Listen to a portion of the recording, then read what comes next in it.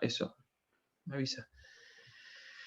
Bueno, el tema de hoy es un tema que lo hemos tratado hace 3 años más o menos aproximadamente, cuando salió la ley de parto respetado, y en 3 años pasaron muchas cosas y hubo muchos cambios.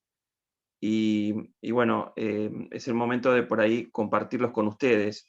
Y la mejor manera es darle el micrófono a los referentes del tema, las personas que están trabajando en que este cambio se produzca, y queremos comunicar y consensuar con ustedes todas estas novedades para que estemos todos al tanto. Le dejo, va a hablar la doctora Soledad Ferré, la doctora Laje, no sé si va a hablar, pienso que sí, que está presente, la doctora Botassi, son referentes en parto respetado. ¿Y quién más habla? Puede ser que hable mi hija, pero no sé si nos va a fallar porque tenía un problema en el laburo. Así que bueno, los dejo con Soledad, que nos va a introducir el tema. Bueno, buenas tardes a todos. Para los que no me conocen, mi nombre es Soledad Ferré, soy residente de 5º año de anestesiología del Hospital Italiano.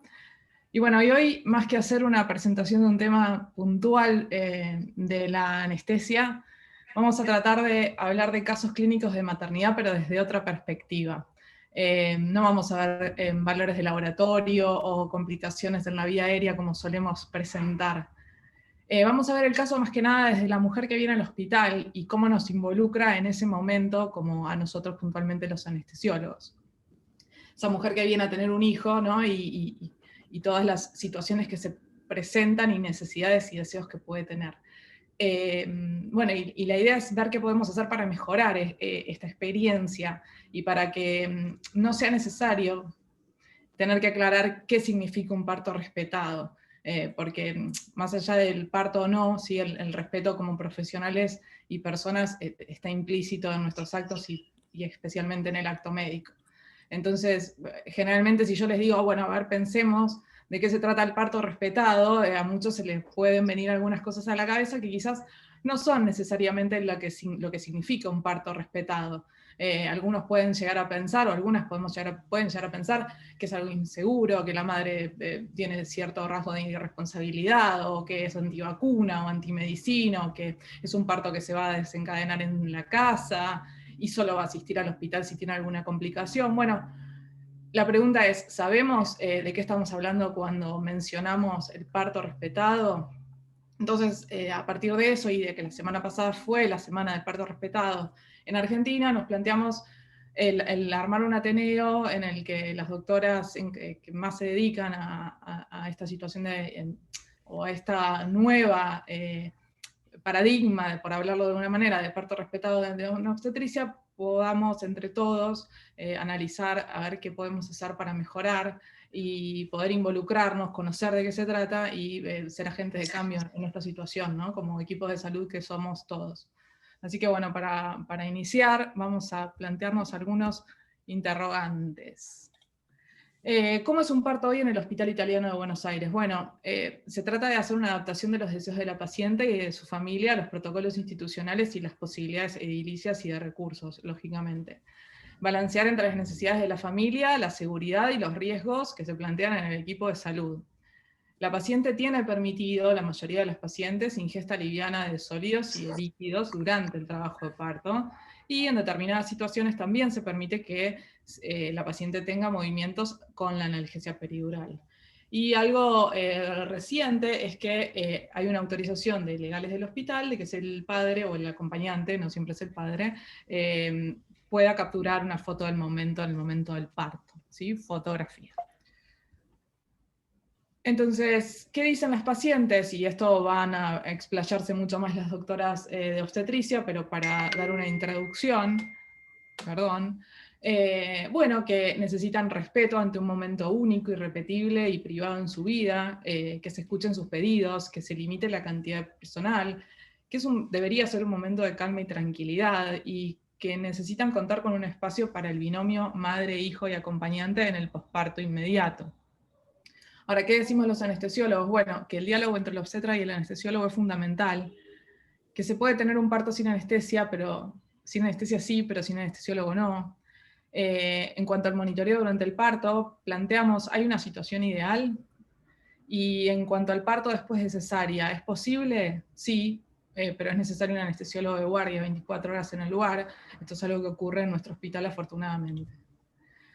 Para repasar, esto ya se trató en otro Ateneo, pero solamente para repasar el marco legal en la Argentina, tenemos una ley del año 2015, ¿sí? Que menciona que la persona tiene derecho a elegir en forma con libertad y en forma informada el lugar, la forma en que va a transitar su trabajo de parto, la vía de nacimiento, ¿sí? Que se debe respetar tal decisión, ¿sí? Que tiene derecho a no ser discriminada por su cultura, etnia, religión, nivel socioeconómico, preferencias y o elecciones de cualquier otra índole, que tiene derecho a recibir alimentos y líquidos durante el trabajo de parto, siempre y cuando las circunstancias lo permitan, y que la mujer puede estar acompañada por quien desea y no es necesario solicitar ni requisito de género, ni parentesco, ni edad, solamente es necesaria la acreditación de identidad. En cuanto a la Ciudad de Buenos Aires, se adapta, digamos, al marco de la ley nacional y es muy similar la ley en la Ciudad de Buenos Aires, en la cual está el Hospital Italiano. Bueno, un tema que surge es, ¿existe un plan de parto? Sabemos, por ejemplo, que estuvimos analizando, España tiene, dentro del marco de su ley, un plan de parto. En Argentina no está puntualmente dentro de la ley, pero es una sugerencia y el Hospital Italiano cuenta con esta opción, ¿sí? Que nos facilitó el servicio de obstetricia. Voy a destacar algunas cosas puntuales, pero el que quiera tenerlo después lo puede solicitar, ¿sí? Porque es muy extenso.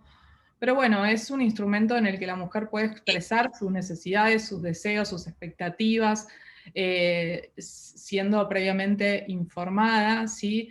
Y que si bien ella puede tomar, y la familia tomar decisiones, ¿sí?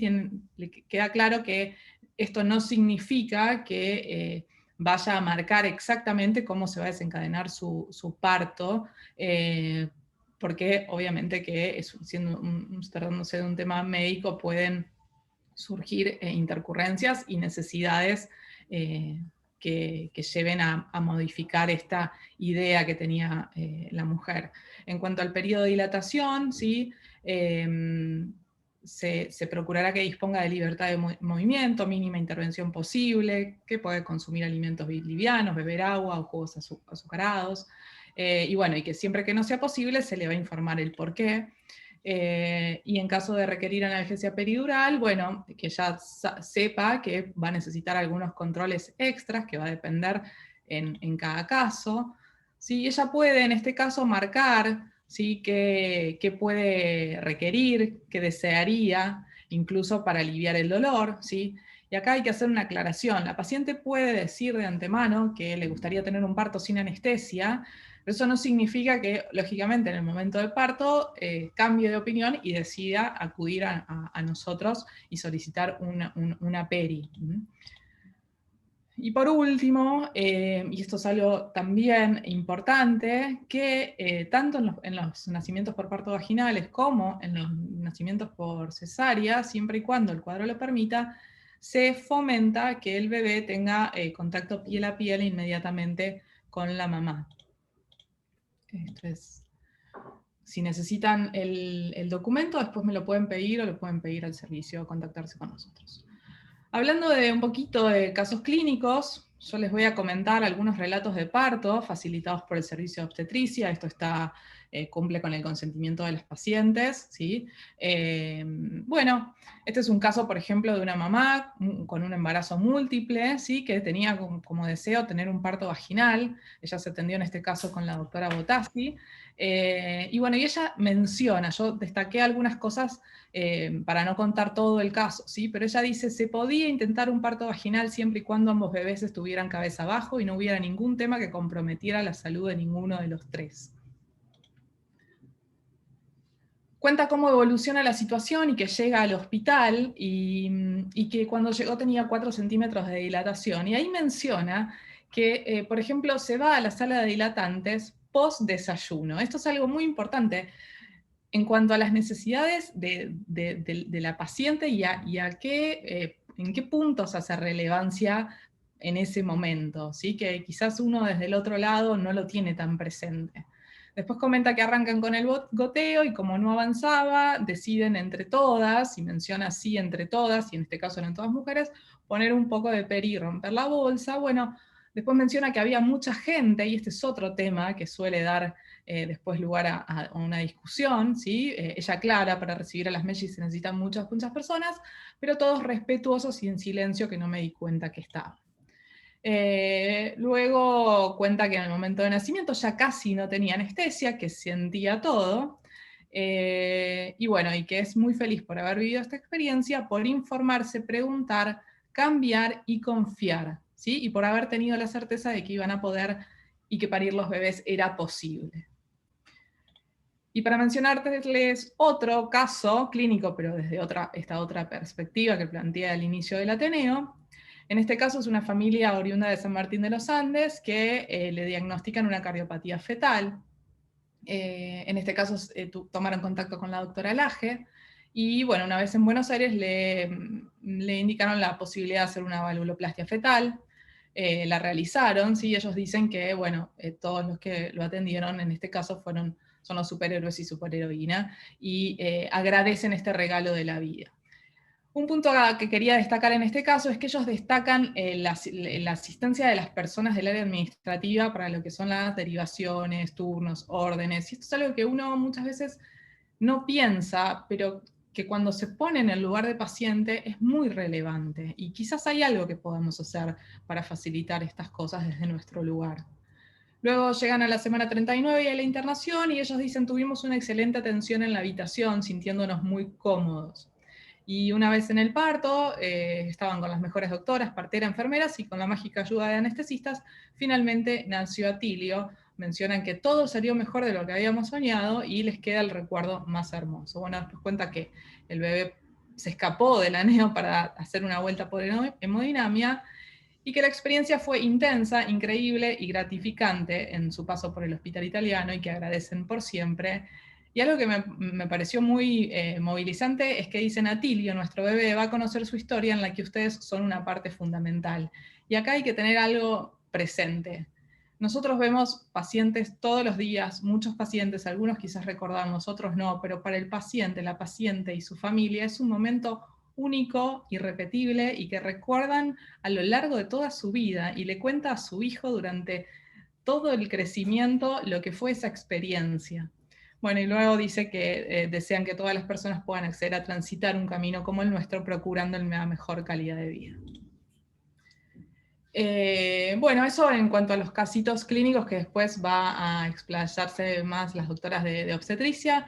No sé si está Flor Figar como para comentar su experiencia en el sistema público Me dijo que se conectaba, espero que debe estar. de salud de la ciudad. Bueno, le doy lugar a la licenciada Figar, que nos va a contar su experiencia en la semana del parto respetado. Bueno, ¿cómo están todos? Buenas tardes.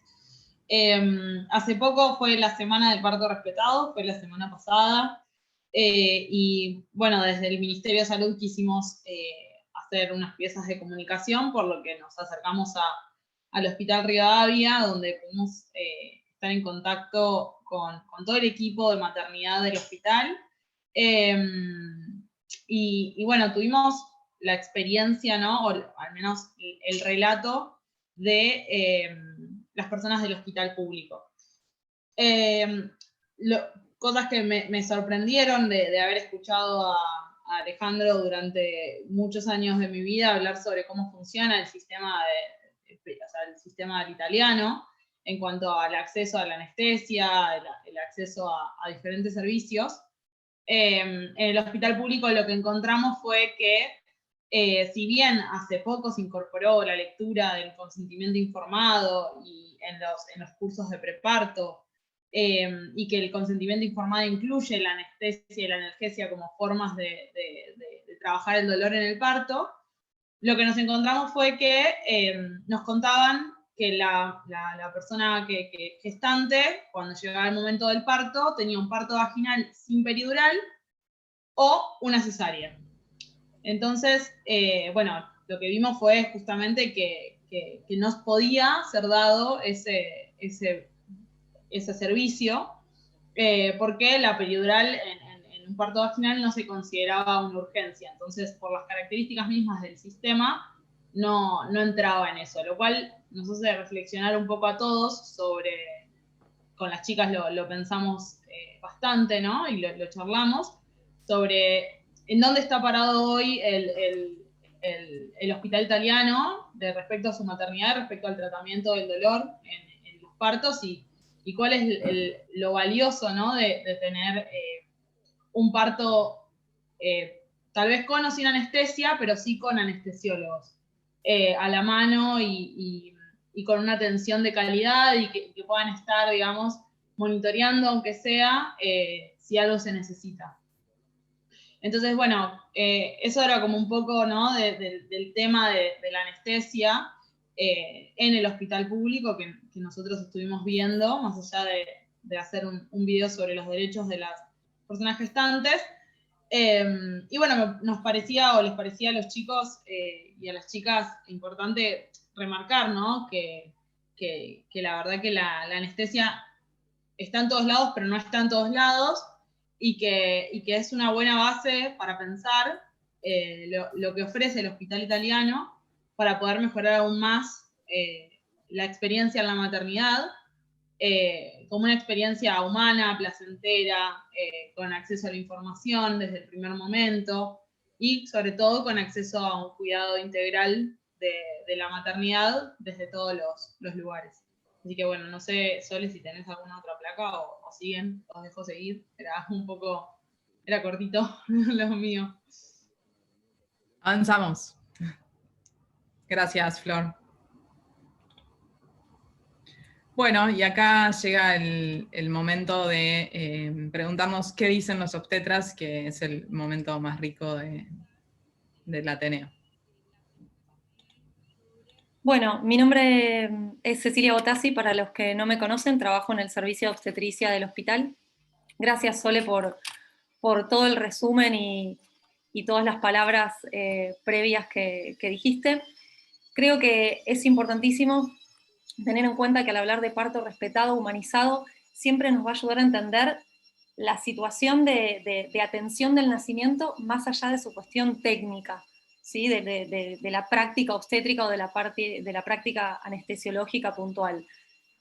Sobre todo teniendo en cuenta que para todos nosotros, en algún punto de nuestro trabajo, lo que es para la vida de la persona un momento fundamental, para nosotros en algún punto puede transformarse en un procedimiento más, ¿no?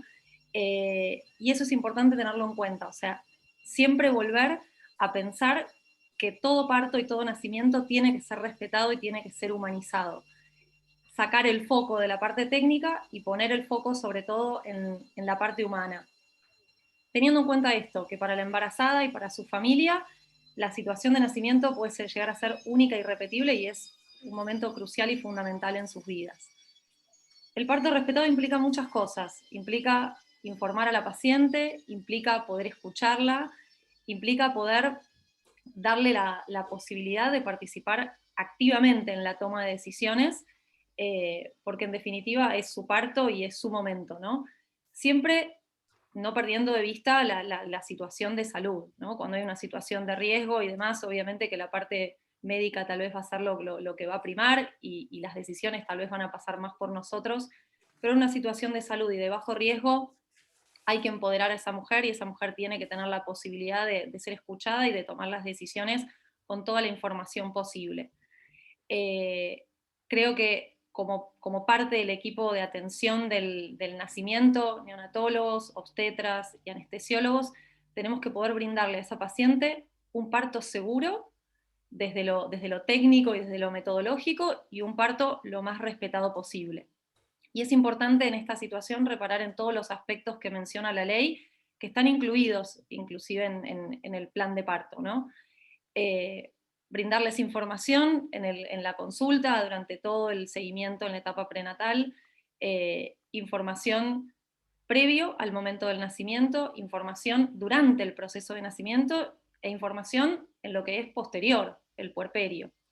Es importante focalizar en el respeto a su intimidad. El parto es, en definitiva, un momento íntimo de una pareja en donde uno, en cierta forma, se transforma en un espectador y tiene que poder ser lo más respetuoso posible. Y esto a veces se ve reflejado en mantener el mayor silencio que se pueda en el momento en el cual se produce el nacimiento del bebé o en los momentos previos, en la posibilidad en que la mujer pueda elegir moverse durante todo el trabajo de parto, elegir su posición para el momento del expulsivo, facilitar y favorecer el contacto inicial con el recién nacido, entre otros puntos que, bueno, vos, Sole, lo fuiste mencionando al inicio del Ateneo. Activamente en los últimos años se está intentando desde el servicio ir por ese camino, escuchar más las necesidades y los deseos de las mujeres. Cuando yo ingresé en el 2009 era una rareza de pronto ver una mujer parir en cuclillas, en cuadrupedia o en un banquito de partos que creo ni siquiera había, ni siquiera estaba disponible, y hoy por hoy es algo que inclusive hasta se le ofrece activamente a la paciente, el cambio de posición y parir en una situación que no necesariamente es en decúbito dorsal como estamos habituados a ver. Sin dudas hay un montón de cosas por mejorar, hay un montón de cosas por consensuar con todas las partes del equipo perinatal. Anestesia es una parte importante de ellas. Sin duda, algunos de los puntos que Sole mencionó y algunas de las cosas que tal vez aparecen en el relato de estas pacientes son tal vez por ahí las que más hay que trabajar. Desde mi punto de vista, tal vez mis colegas que también están por ahí tienen la misma visión, esto del permitir la ingesta durante el trabajo de parto, la posibilidad de que la paciente se pueda movilizar a pesar de haber recibido una analgesia peridural, cuál es la necesidad real del control con un saturómetro, con el tensiómetro en forma permanente, periódica durante el periodo expulsivo, si es posible no hacerlo o hacerlo de manera intermitente o en el caso de que sea realmente necesario ante una situación que se va de los carriles saludables o normales, qué implicancia médico-legal puede llegar a tener el hecho de no realizarlo. Y lo que también mencionó Sole, el hecho de contar con un anestesiólogo disponible, aún en una situación en donde la paciente tal vez no requiera y no haya decidido utilizar la analgesia peridural. Me parece que esos son, a mi entender, por lo menos, puntos importantes a charlar, a dialogar y a consensuar, obviamente, con el resto del equipo.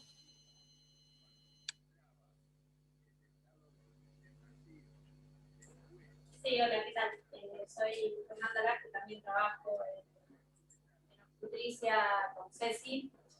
Y un poco en relación a lo que decía Ceci sobre esto de darles un nacimiento seguro, eso también es facilitar el nacimiento. Y muchas mujeres a veces no desean una anestesia peridural, pero nosotros conocemos un poco lo que son las complicaciones que puede haber, aunque venga todo perfecto, a veces en el posparto inmediato o mismo en el periodo exclusivo, tener anestesiólogos, una planta de anestesiólogos activa para nosotros es un reaseguro muy, muy importante porque nos permite esto, ¿no? Saber que están por si se necesitan. Y eso, un poco también a colación a lo que decía Flor sobre el sistema público y las grandes diferencias que tenemos. Creo que nosotros estamos como en un lugar privilegiado en ese aspecto.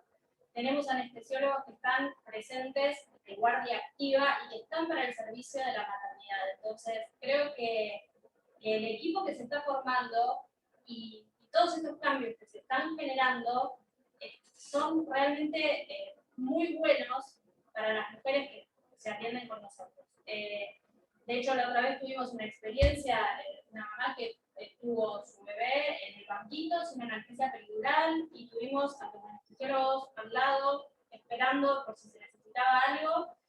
Y trabajar así realmente es algo muy gratificante y creo que es parte de esto, ¿no? De respetar los nacimientos, de brindarles una buena atención de calidad, que es lo que busca también el hospital, Así que yo creo que estamos yendo por un camino que es muy interesante y que es un camino que se está adoptando en muchos lugares del mundo.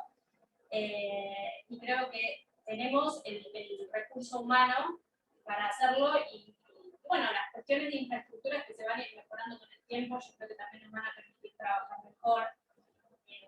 Así que, nada, me parece que estamos yendo en el camino correcto.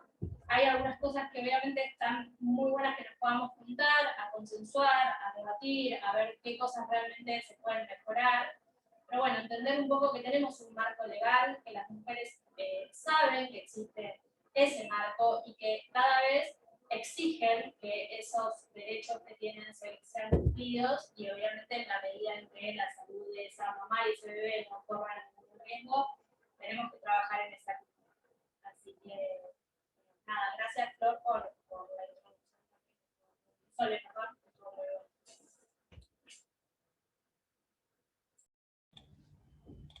Bueno, gracias. Gracias por el testimonio de ustedes y ahora pasaríamos a la parte en la cual podemos hablar todos y creo que acá la palabra del doctor Figar es elemental como coordinador del área y que pueda decir cuál es su visión y después podamos entre todos opinar y hacer como preguntas o respuestas. Ahí está, Ale. Te dejo, Ale. Sí, no, no sé si anda la cámara acá. Yo estoy tratando de... Bueno, no sé, ¿se me ven ahí? No creo, me parece que no anda, bueno. ¿Se ve? No me anda la cámara, pero... ¿Me yo vieron? lo vi, doctor. Sí, ahí está. Bueno. Bueno, muy buena la presentación, muchas gracias. Desde nuestra parte siempre hemos tratado de acompañar estos cambios. Los estamos viviendo a medida que ocurren porque desde que salió la ley, como dice la doctora Laje, las pacientes exigen cosas y nosotros tratamos de brindar un parto seguro o una cesárea segura. Nuestras prioridades también pasan por cumplir con todos estos requerimientos nuevos que nos estamos enfrentando, pero dentro de un marco de seguridad y también compatibilizándolo con los requerimientos que nos hace la institución para el tema de las normativas, todos los registros. Yo creo que para cualquiera de mis colegas que no hace maternidad, si un día viene a la maternidad se va a encontrar que la cabecera ya no es nuestra como era antes, sino que la compartimos con los neonatólogos, la compartimos con el papá. Siempre, bueno, los padres entraban antes o el acompañante, porque decir papá, hoy yo ya me acostumbré a decir que pase el acompañante, porque no sabemos con quién viene esa persona acompañada. Ahora, dentro de esta cuestión de compatibilizar lo que me pide la institución en la parte de registros médico-legales y demás, hay que tratar de comprender estos cambios y tratar de adecuarse. Creo que es posible, creo que hemos hecho muchos cambios y por eso estas reuniones nos sirven para consensuar y comunicar lo que está pasando, porque de esa manera podemos optimizar todo esto. De repente, no sé, para algunos de los que están en los registros médicos van a encontrar algunas fichas de anestesia que tienen pocos registros de oximetría o registros de presión arterial durante el periodo expulsivo, como decía la doctora Botassi. Pero yo no puedo obligar a la paciente que me dice, sacame esto, no lo quiero. Yo no puedo obligar a poner un tensiómetro en ese momento que está gritando, que está en una situación donde ella lo vive como una experiencia negativa y requiere que no le tomen la presión en ese momento. Evidentemente a veces tomo la presión y viene una presión alta, porque claro, está en medio del trabajo de parto, hipertensa. Algún residente novato me había dicho, no haces nada para bajar esa presión, y no, es un trabajo de parto. Digo, decime cuál es la presión normal en el trabajo de parto, no está medida tal vez. Así que bueno, otro tema importante es tener en cuenta que las mujeres en trabajo de parto no deben estar en ayuna. Cuando uno hace maternidad, el tema del ayuno pasa a ser relativo en el trabajo de parto. Algunos trabajos de parto pueden terminar en cesárea y ahí tenemos que tomar las precauciones para evitar cualquier complicación, pero evidentemente por el miedo a la complicación hoy en día no se puede decir que no tome líquidos, que no que vengan en ayunas para el trabajo de parto. Todos estos desafíos son nuevos para el que no hace maternidad, pero realmente estos cambios están ocurriendo y también algunos se puede realizar cuando los neonatólogos ponen piel a piel al bebé en una cesárea, que alguna mamá por ahí puede invadir el campo quirúrgico con la mano. Tenemos que tener precauciones, pero hoy en día lo estamos haciendo, no creo que haya habido más tasa de infecciones, no sé si alguno de ustedes lo puede corroborar, pero me parece que no. Pero cada tanto hay alguna cuestión de que se invade el campo quirúrgico y puede aumentar un poco el riesgo. Si bien nosotros muy amablemente siempre le hablamos a la mamá, al acompañante de que no toquen y le damos muy buenas explicaciones con mucho cariño de cómo tienen que comportarse, más de una vez en estados de emoción, la emoción que produce el nacimiento, se olvidan de todo lo que uno les dijo y bueno, el riesgo de infección es mayor, pero no creo que haya aumentado la tasa de infecciones. No tengo ese dato, pero bueno, no creo que haya pasado.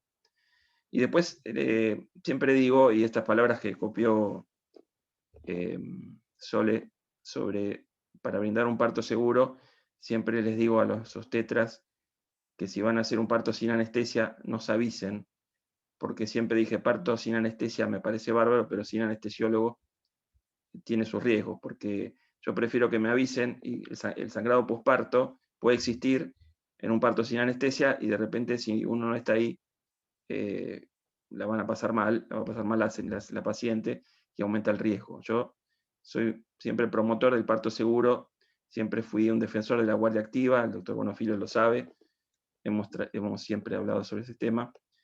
Y bueno, siempre que haya una paciente en maternidad, tenga o no una anestesia, para mí es una preocupación de que no tenga ningún problema, que no estar ahí cuando tenga el problema, digamos. Somos una parte del equipo que puede ayudar mucho en las hemorragias obstétricas o cualquier complicación. Y bueno, esa es una postura que uno quisiera que todos los demás puedan seguir. Otro tema es la docencia. Yo siempre, es un dilema porque tenemos residentes, es un hospital escuela y uno trata de compatibilizar todo esto del parto respetado con una docencia donde uno tiene un residente novato que recién empieza y tiene que hacer una peridural. Entonces, uno siempre busca estrategias, cuál es la mejor estrategia para que la paciente tenga una experiencia muy buena, a pesar de que una persona que no está muy entrenada pueda empezar a entrenarse con la peridural. Lo hemos logrado, creo que los residentes pueden dar testimonio mejor que yo.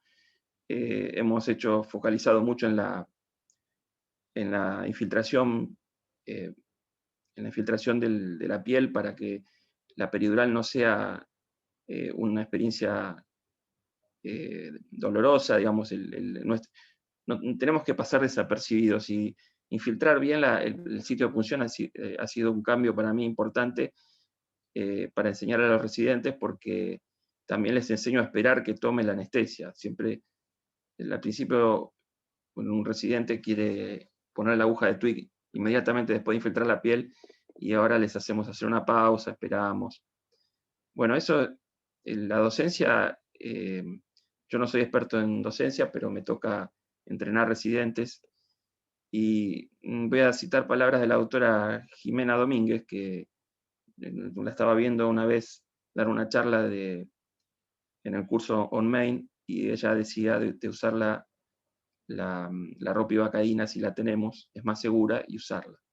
En ese contexto empecé a usar la ropivacaína, yo no la usaba antes dentro de las normas internacionales, siempre usé guías para la dosis, la dosificación, y la dosis que usamos nosotros de ropivacaína por ahí es menor, en la planta estoy hablando. Eso permite a veces que la mujer tenga una experiencia de parto que no le quita la sensación de la contracción, y le permite, porque muchas mujeres hoy en día quieren experimentar la fuerza de la contracción. A veces con la peridural nosotros podemos disminuir esa sensación. Entonces la ropivacaína para mí ha sido un cambio importante en los últimos años, tal vez a veces uso menos dosis que algunos de mis colegas, pero al estar presentes ahí permanente, como somos nosotros, titular o dar un refuerzo, siempre prefiero el refuerzo a que la paciente me diga qué es lo que quiere, si quiere sentir menos, o quiere, algunas dicen, hiciste la peridural y no sentí más nada. Eso no está pasando más, así que bueno, es una de las observaciones que quería hacer. Con respecto a la docencia, que tratamos de ser muy respetuosos en este momento tan particular, y creo en el futuro, cuando haya un ambiente de simulación para aprender la peridural, va a ser fundamental para que los residentes lo aprendan la peridural antes de tomar contacto con una paciente en condición de parto. Bueno, no sé si quieren hacer preguntas. Yo quisiera hacer una pregunta, doctor. Le habla Silvia Bermúdez. ¿Cómo no, Silvia Bermúdez? Es tan necesario, siempre hablando con pacientes sanas, ¿no? O sea, teniendo en cuenta que la embarazada no es una enferma, una paciente enferma. Pero hablando dentro de los parámetros normales, como enfermera, le pregunto, ¿es necesario? Como enfermera sé que hay que tomar los controles cuando ingresa un paciente al servicio, ¿cuál? No importa. En este caso, ¿es necesario, transitando un trabajo de parto respetado, que es el deseo de la paciente, tener que conectarla y después, inclusive cuando por ahí solicita una peridural a los 6, 7, 8 centímetros de dilatación, póngale, es necesario hacer esos 3 controles cada 5 minutos, cada 15 y cada 30? Te contesto, Silvia, te contesto. Mirá, sabiendo que está todo bien, ¿no?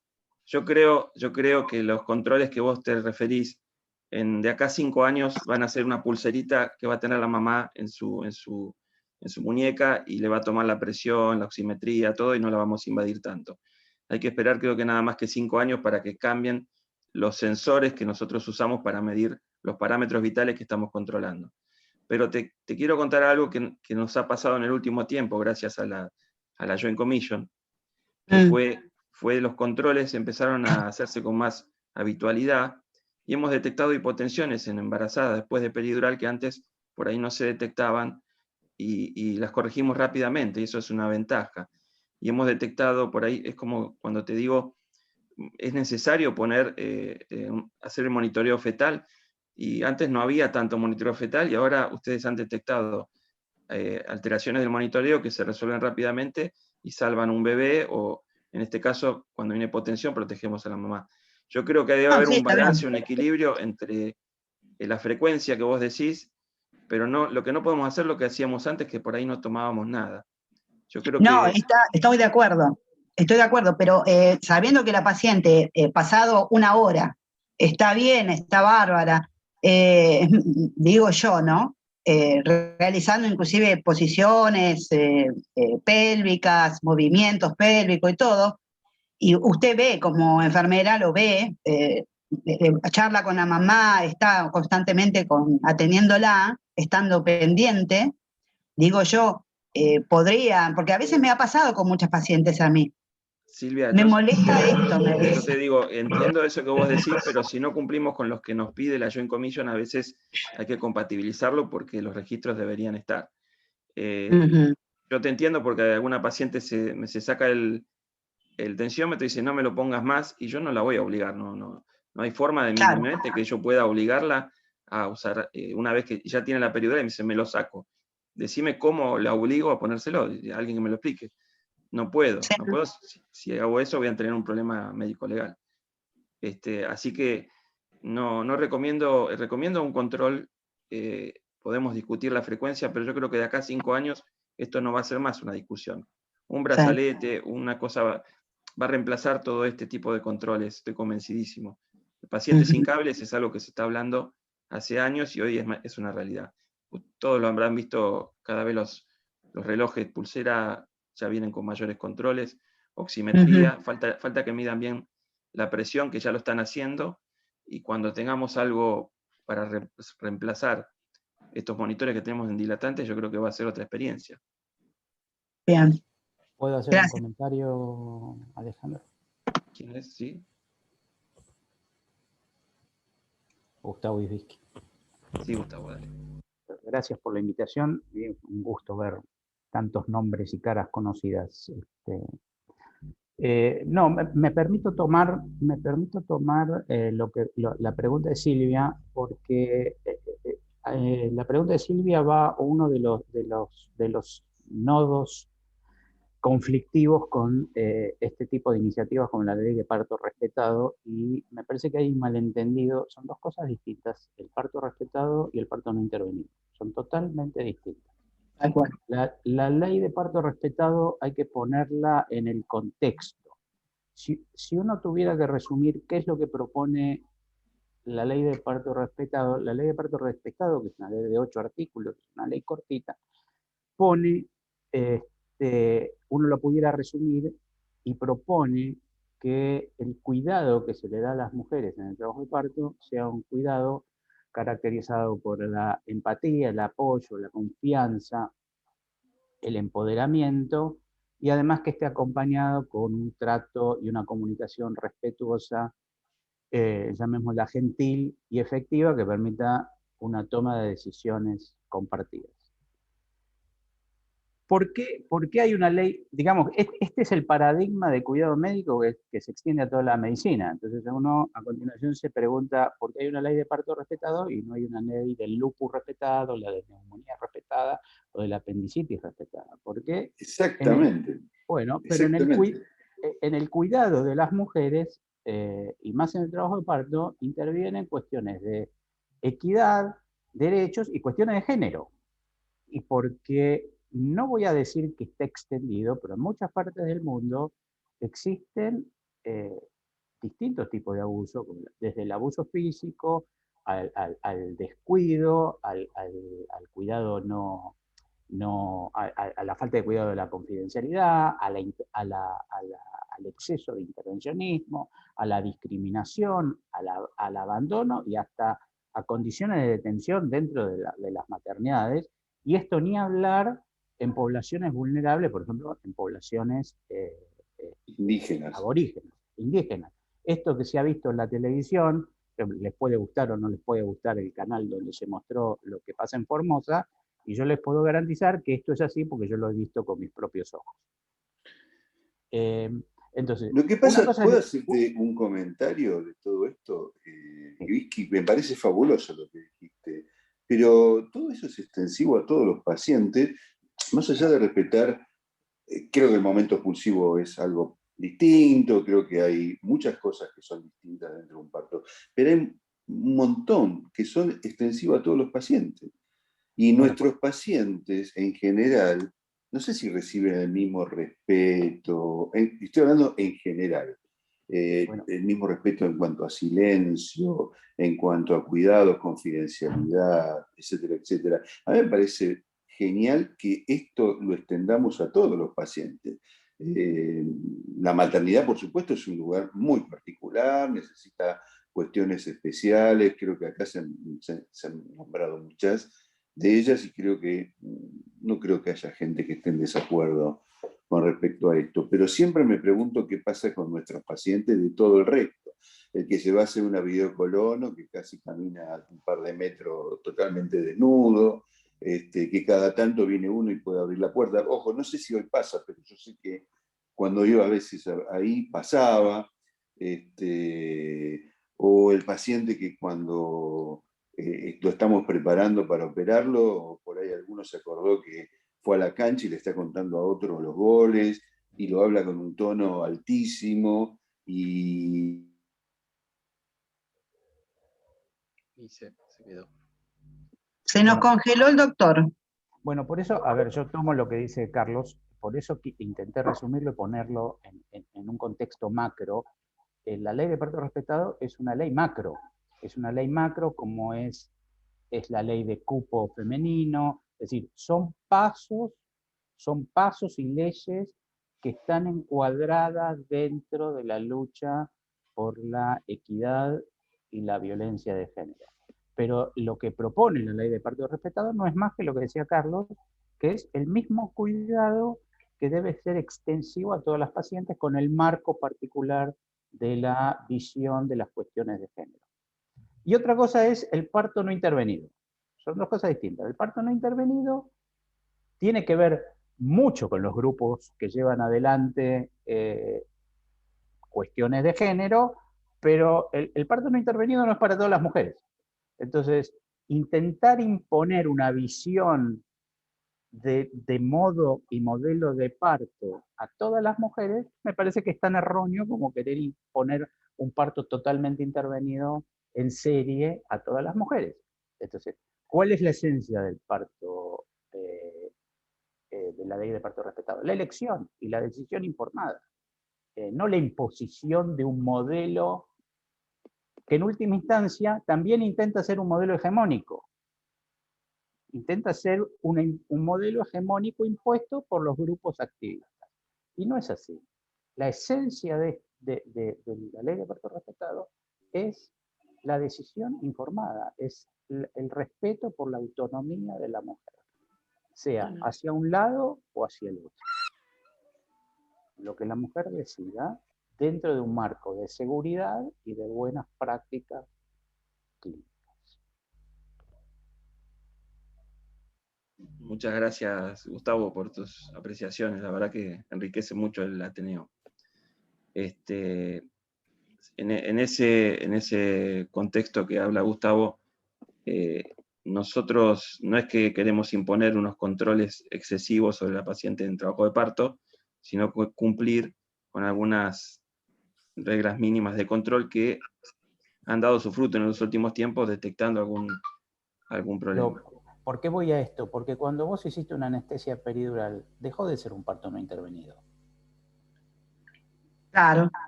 No es un parto sin intervención. Entonces, por eso hemos una vez puesto que uno normas hace de un control. proceso, puede haber más o menos controles, y los controles tienen que ser razonables, pero dejó de ser un parto no intervenido. No tendrá oxitocina, pero tiene un catéter puesto en la espalda, donde se le pasan drogas, donde la señora puede hacer hipotensión. Entonces, eso requiere de la diligencia y la prudencia necesaria para evitar complicaciones. Claramente no necesita estar conectada 100% a un monitor, porque existen las peridurales con las cuales las mujeres pueden deambular, pero sí requiere una serie de controles que trascienden el libre albedrío de estar caminando cuando no tiene ningún tipo de intervención. Entonces son dos visiones diferentes. Cuando uno empieza a intervenir, obviamente tiene que hacer los controles apropiados a ese tipo de intervención. Sin que significa que uno esté en una terapia intensiva, no está en una terapia intensiva, está en una sala dilatante. Como dijo bien Alejandro, hoy muchas de estas formas de monitoreo están empezando a ser tele y miniaturizadas, y en el futuro probablemente los controles apropiados sean telecontroles. Pero, de nuevo, las intervenciones requieren el control adecuado. Ahora, le quería preguntar, doctor Ibisky, discúlpeme, hoy estoy muy preguntona. Sí, no te olvides que es el Ateneo de Anestesia. Si querés discutir cosas del servicio, lo discutimos en el servicio. No, con respeto al... No, nada que ver. No, perdón, si quiere me retiro, porque veo que son todas anestesistas. No te olvides que estamos en el Ateneo de Anestesia, es bueno que los colegas anestesiólogos tengan las inquietudes. Pero veo cuando a veces ingresa pacientes con el parto, como usted dice, pero no el respetado, el de mínima intervención, no, el directamente sin intervención, que la madre quiere seguir transitando su trabajo de parto y no quiere que le coloquemos una vía. Sí.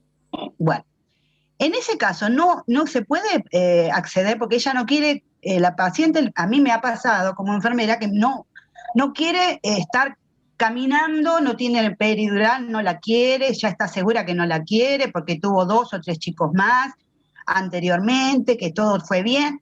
Entonces ella dice, no, yo no me quiero que me pongan una vía.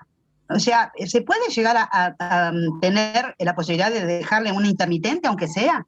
Porque hasta ahí que nadie le pone sin consentimiento una vía a una paciente. No, ya sé. Calculo pero que si la paciente se deja poner una vía porque fue consensuado con el equipo que la atiende.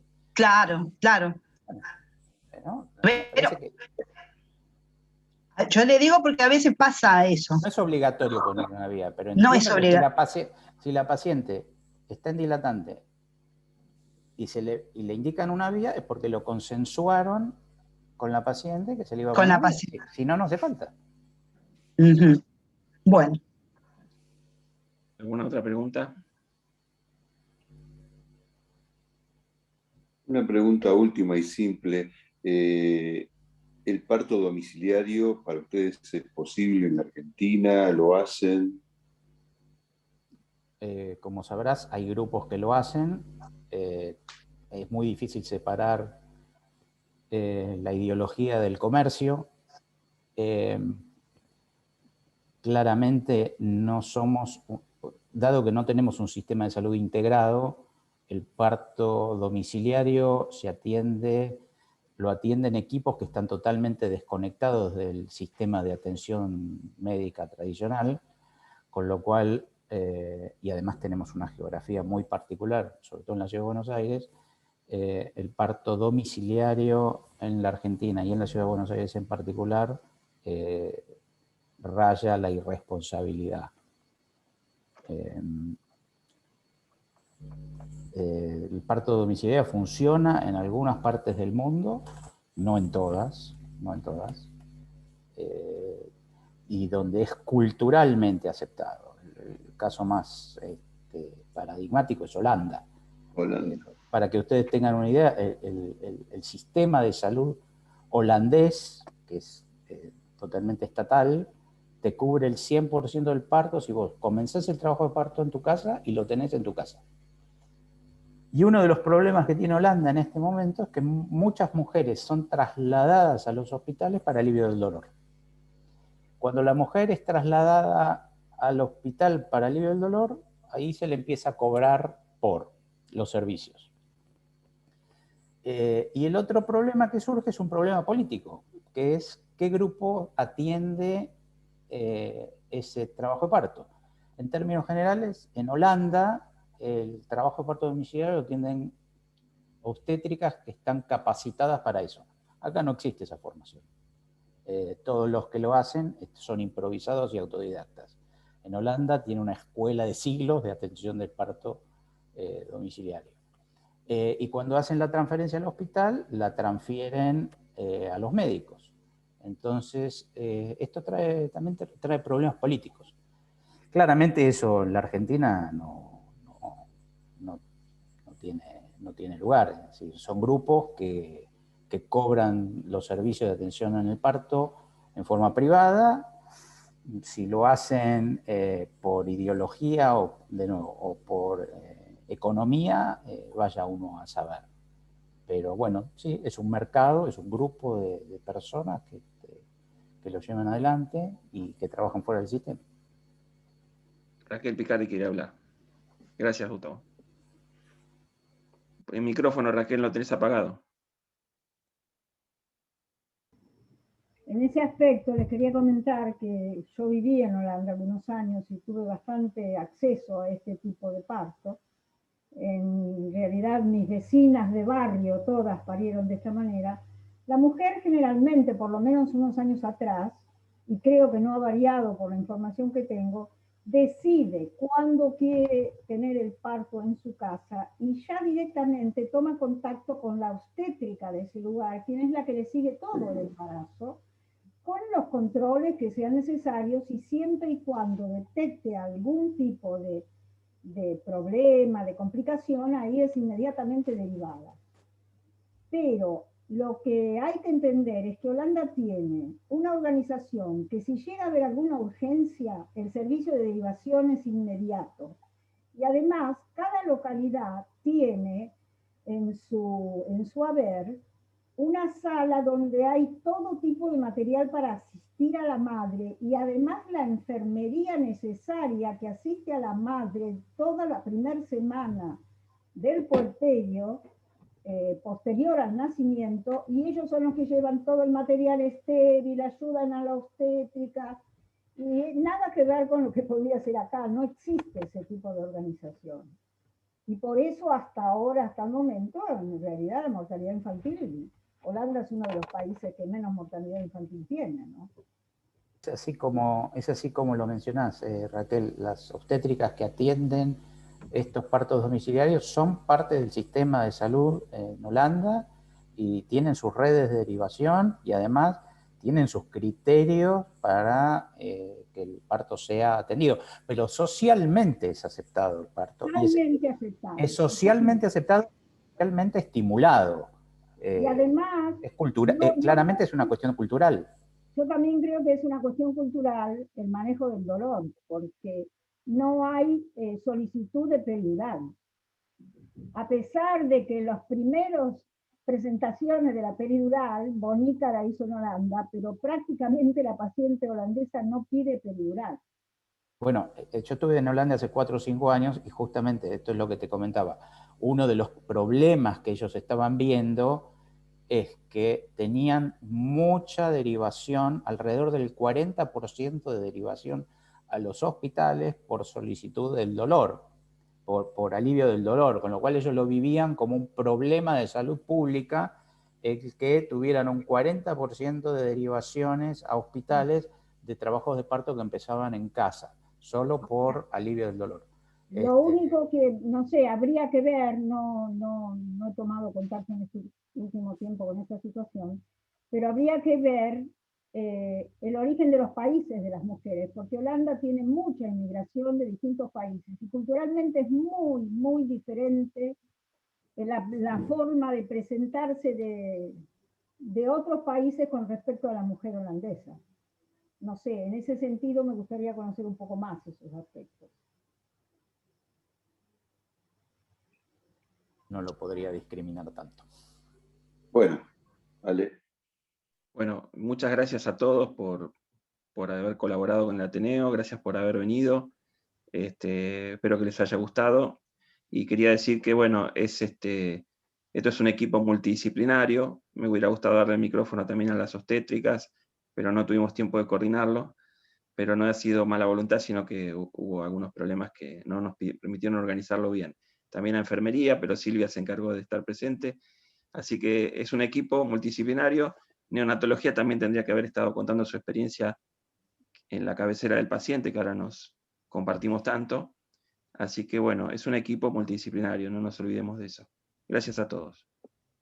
Bueno, muchas gracias. Gracias a ustedes. Chao, chao. Chao, gracias. Gracias a todos. Chao, gracias.